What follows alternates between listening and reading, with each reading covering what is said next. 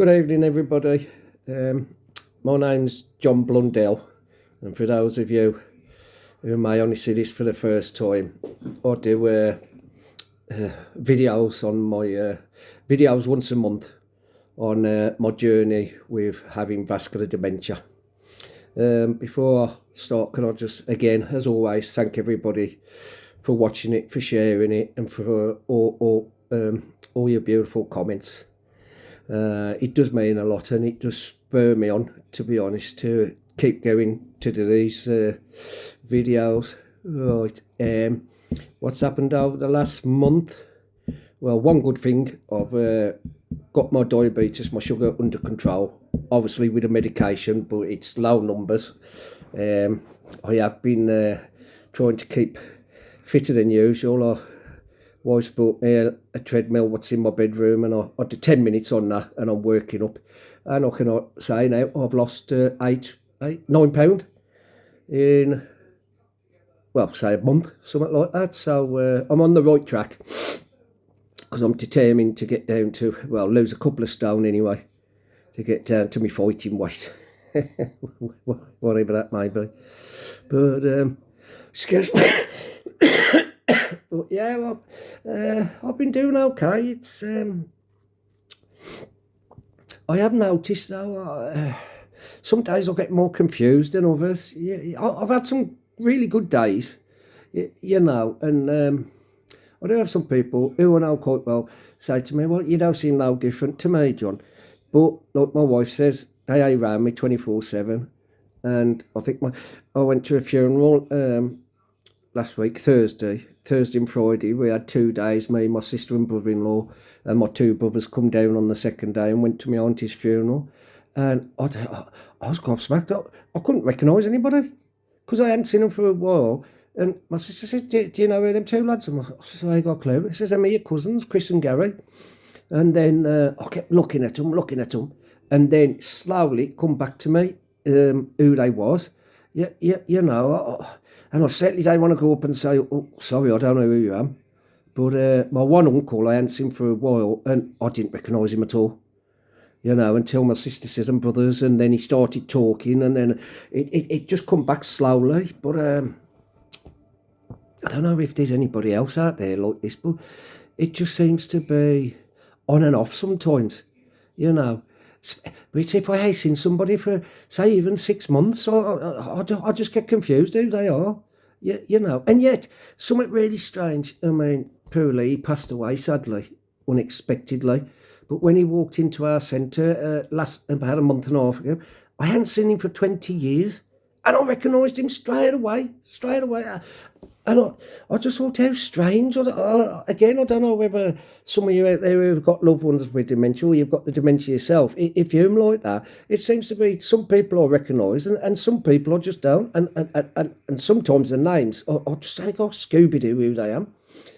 But, you know, most of the time, it does come back to me after a bit, you know what I mean? But obviously, for me, yeah, sometimes can be embarrassing, you know what I mean? Especially if you think people, I've never had anybody say it to me, but it's just the way I think. If people think, oh, he's doing that on purpose, you know what I mean? I think I've said this before.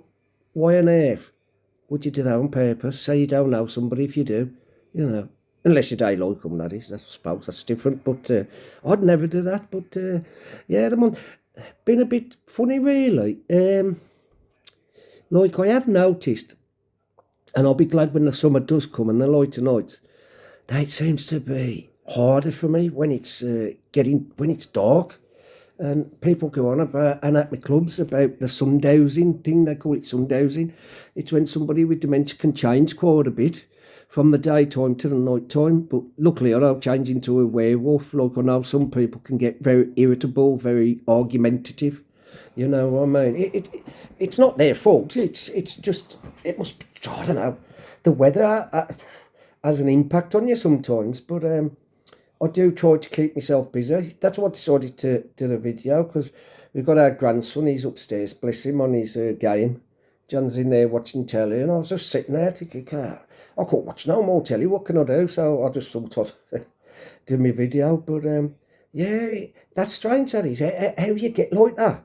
You know, but I hope to God that don't get worse. What concerns, yeah, sometimes it's like, what can I say? Because I think I've mentioned this. I'll get to two clubs, like, and two dementia clubs, one every fortnight on a Wednesday and one every Tuesday, and I absolutely love them. But my Wednesday one, because I've been going there for, it's getting on for 2 years, I think. Oh, yeah, sure. And then, forgive me if I've mentioned this before. I can never remember what I've said on my last video. But I've noticed a decline in a, I ain't going to name who they are, obviously, a decline in a couple of people there.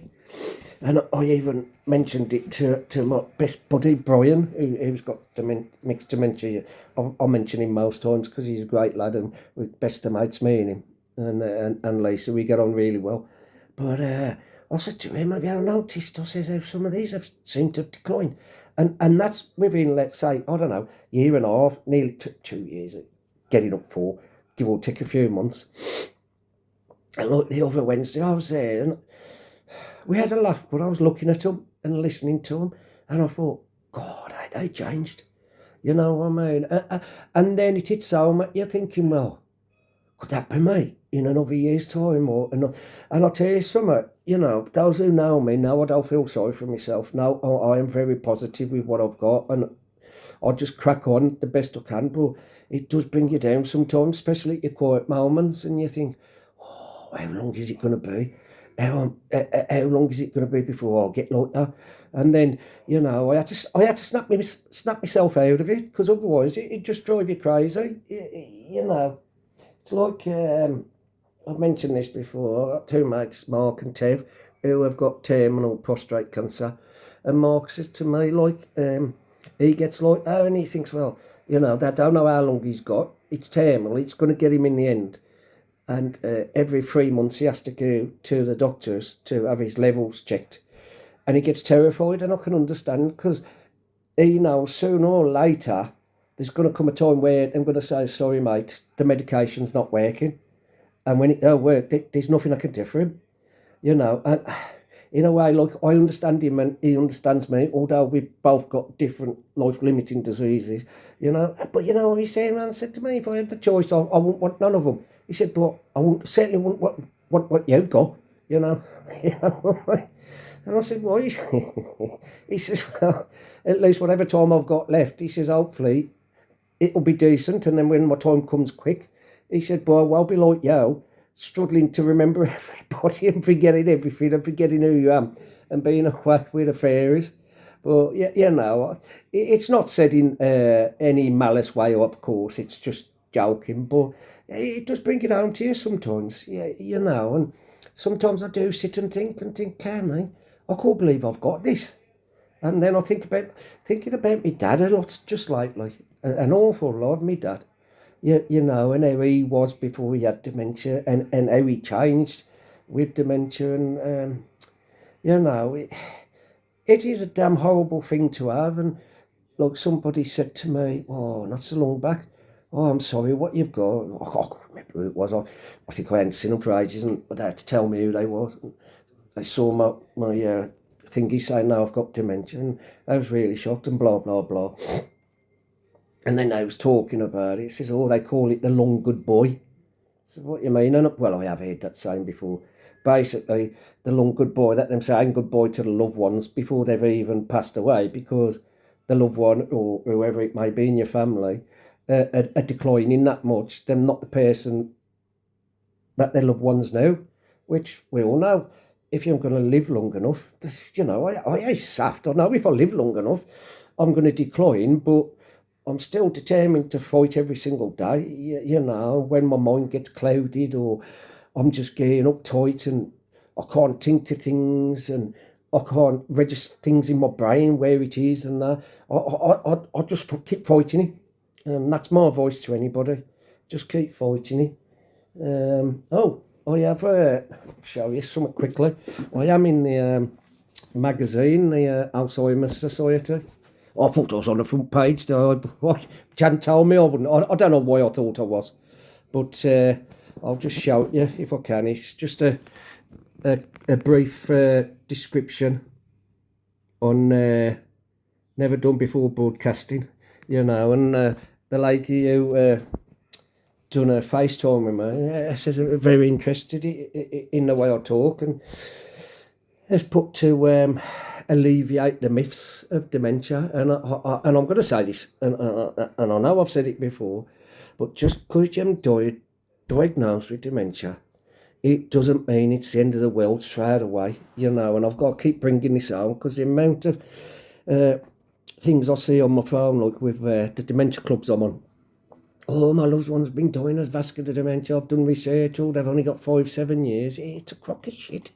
You know what I mean? As I keep saying, it depends on how young you are. It depends on your health, your lifestyle, I mean, I put a lot of weight on. I stopped going to the gym. I got to the stage where I thought, blow it, I don't care how fat I get now. I'm going to enjoy life. And I realised through eating all the flipping damn chocolates and Haribos and M&Ms and all that day in, day out, and about 10 iced coffees a day, obviously,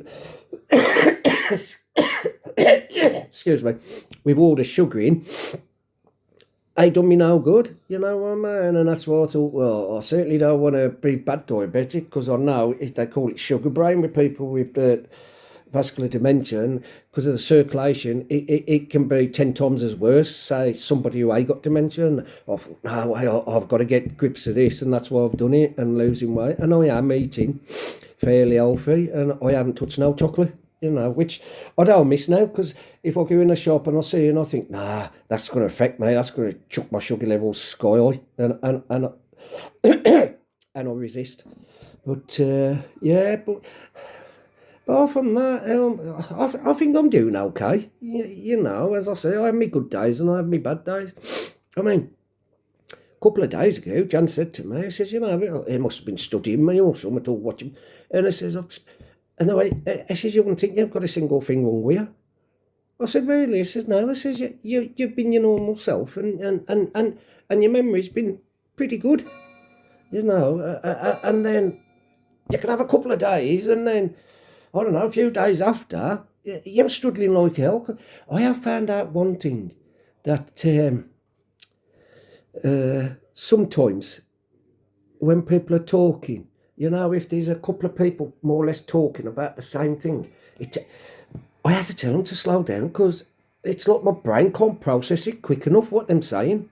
And I think I mentioned this to my sister and brother-in-law. I think I did when we were away, but bless, my family looked after me, and my brother-in-law and sister-in-law, while I was in their company, really did look after me.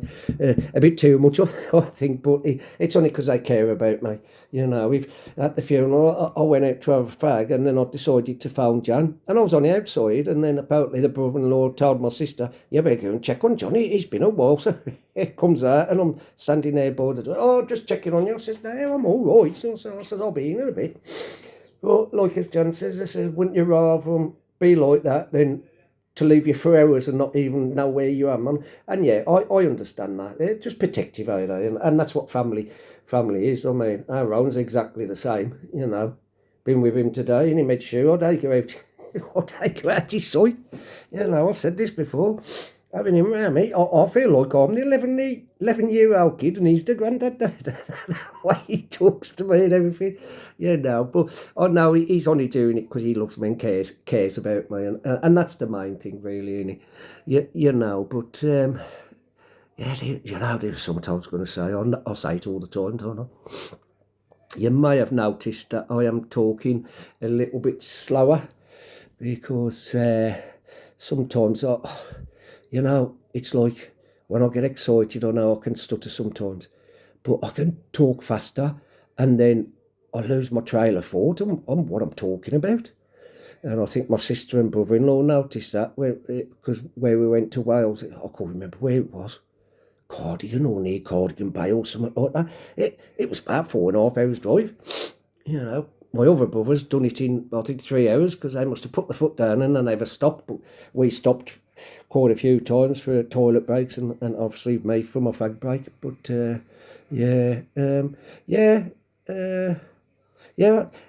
that's why I talk a bit quieter now, and a bit slower. I don't think it's affecting my speech. Well, no, nobody said, but I can think better when I'm talking a bit slower than I usually do when I'm 100 miles an hour. you know, but yeah, it's all right. I'm saying that, and there was something I was going to say as well, and it's gone right out my head. Oh, that's it, yeah. Um, I have noticed my balance problems have come back a bit. I'm still walking the dog, and I'm determined not to give in Jan's scooter for as long as I can. But I was walking the dog this morning, and I stumbled quite a few times. Luckily, I didn't fall over. You know, it's always on my left hand side, and my left leg goes it starts going numb from the top, like from your hip, and it goes all the way down the front and back of my leg, down to my knee, down to my shin, and then it's when it goes in my foot, and it's like sometimes, only briefly, nanoseconds, it's like I got a leg, I can't feel it, and that's when I intend to stumble. And apparently my wife's, I think, was it today or yesterday, says, I've noticed I'm stumbling quite a bit. I says, am I? You know, so sometimes I notice, sometimes I don't. But I thought, nah, there's no way I'm going in that scooter of hers. Well, I ain't been in it since I had to pay 250 quid to fix it after I broke it on the ice. But, and on my jogger, that's why I've only still doing 10 minutes, because I've tried walking on it. I don't think, I couldn't no more. Tried walking on it, and I have got it set up right by my bed in case I fall over on the left hand side. And I've noticed it's a good job it's got like handles to hold on to, because when I've tried walking or at a quicker pace without it, I start leaning to the left. And even Jan's noticed that. No, Bobby says I'll lean more over to the left. But I'll be tell you what I call the dementia lean, when the whole body starts leaning. But yeah, but I'm determined to keep going with that, and keep persevering. You know, it certainly ain't going to get me yet. No way. You know, if I make 70, 75, I don't particularly care. You know, I don't care if I was in a wheelchair. I'll give a toss about that. You know what I mean? But not at the moment. I've still got to keep fighting it, and God damn it, I'll fight it till my last breath. You know, I've still got a lot of things to do. I've been invited on. Somebody saw it in the magazine, well, I've just showed you. Go in touch with Jan, and they want to do a Zoom meeting or something in a couple of weeks. It's got the day and the time, and it's other people with dementia, and also it's like students, like I don't know, either university or college students or something, who want to go into the dementia caregiving and different things like that. And they says it'd be absolutely fantastic to get some first hand knowledge, especially by people like me who's got dementia, uh, who's got dementia and can actually still talk about the challenges they have every day. Because, you know, and I says, would you be interested? I says, yeah, of course I would. Anything to help people, of course. You know, because yeah, there's something else I read and all. They reckon by the year 2040, unless they get a cure, 1 in 3 people born today, or 1 in 3 people, sorry, are going to get dementia themselves. 1 in 3. And I can't remember who I was talking to. I was talking to somebody about it. And I says, it makes you wonder if it's in the foods, or is it in the air, or is it in the water, or, you know, why are so many people now, and I hear so many now, you know, people say, oh, my mum's been diagnosed with dementia, or my dad, or my auntie, my uncle, and, you know, and it's always old people, you know what I mean? Some are only in the mid-50s. You know, 55, 54. And you just think, well, what's going on? Why is it getting more and more? I know we've got, like, through blood tests now and scans, because obviously in 1990, in the 90s, somewhere in the 90s, it was only developed as an illness. Before, it used to be Alzheimer's disease. But why is there more and more young people getting it now? And I know with the science and the technology, they can diagnose it quicker, and all kinds of different dementia, or 100 and odd different types, some quite severe, you know. And I think I've said this, Alzheimer's is the most common one, added by what I've got, vascular dementia. But most of it, they can do tablets and take medicate. Obviously, I think I've said this again, forgive me if I, but there's nothing I can take to actually slow mine down. But, you know, I thought, well, hopefully, by that time, year 2040, they'll developed some type of cure, you know, or something that will zap especially for Alzheimer's, because it's built up proteins in the brain and protein plaques on the brain. They surely should have medication for that or something that will destroy it. I'm confident they will, but I don't know. And you hear some conspiracy theories, with some of the sides all going, oh, it's the. Sorry for that. It's the government poisoning the water, them doing it deliberately. And then I sit and think, well, hang on a bit. Say this country, if the government was doing something to the water to give you dementia, you have dementia, soon you're diagnosed, you can't work. I couldn't work, nobody will employ me. I've even tried to get voluntary jobs, and they won't employ me because you're a greater risk in case you had accident or you disappeared or this and another happened to you, so you can't work, so you're on full pips, you're on benefit, so it costs people like you who are working, and I've worked all my life. It's not my fault I can't do it now, but it costs a fortune. So why on earth would the government do it, or some strange poison the water to give you this disease? Why? Because if it carries on, you'll have half the population of this country with dementia. So that'd be half the population not being able to work through no fault of their own. You know what I mean? So I don't accept none of that. But I just wonder if it's in the foods or the numbers or I don't know. You know what I mean? It'd be great if they could find out. Or I've seen things on Facebook. It must be true. It's on Facebook. Oh, take this herb, eat beetroot, do this, do that. It will just slow it down. It will reverse it. And I think what a crock of crap. You know what I mean? Nah, I disagree with that. But there's got to be something that's causing it. I mean, I had a good lifestyle. I used to eat healthy. I used to work full time, 12-hour shift. I'd get to the gym for 2.5 hours after. I was fit as a flea. They have an answer fat on me, six pack, everything. Yeah, I still smoke. I've cut that down, and once I manage getting my weight down and my sugar's even more control, hopefully I can come off the tablets. I say, yeah, great, you've got it under control perfectly. Then I am going to try and cut down smoking and quit, because I know that ain't doing me no good. And I certainly don't condone it. Anybody who's got vascular dementia to smoke, because obviously it causes blood flow problems, but it's damn hard, losing weight and dieting, and even the drink, it don't bother me. I had, when we went away from my aunties, I think I had about 4, maybe 5 proper Guinnesses within the 2 days and a couple of zeros, it just don't bother me drinking. But yeah, you got to get a grip of that. But it's, I don't know what is causing it. I ask loads of people, and people in the profession, and they honestly don't know. I know, like, people who are unhealthy or got, sadly they have a stroke. That can cause, obviously, because it's in the brain, that can cause you to have Alzheimer's and dementia. You know what I mean? But when I think, what's caused mine? Because, like the specialist said, I had a stroke, or I have blood pressure, or I have, what do you call it? Then your cholesterol. I was diabetic then. You know what I mean? Everything was perfect with me, and I'd got it. So, and the same with my dad, though. My dad was a very healthy man for his age, very strong. He would ride his bike, keep fit, he didn't smoke, he didn't drink, and then he got it. So, I don't know. Can it be hereditary? Some disagree, but I just think it's strange how I've got exactly the same as my dad. And my granddad had a bit of it, but obviously, going back then, it wasn't diagnosed. He was 76. It's just his age, you know what I mean? But when you think about it, he definitely did have some form of dementia, thinking about how he was. But obviously, all diagnosed. So, and my granddad, my dad, and me, if you've seen a photo of all three of us together, we look so much alike. People say, I can spit an image of me dad. So obviously I must have more of his genes than my granddad. So is that it? Who knows?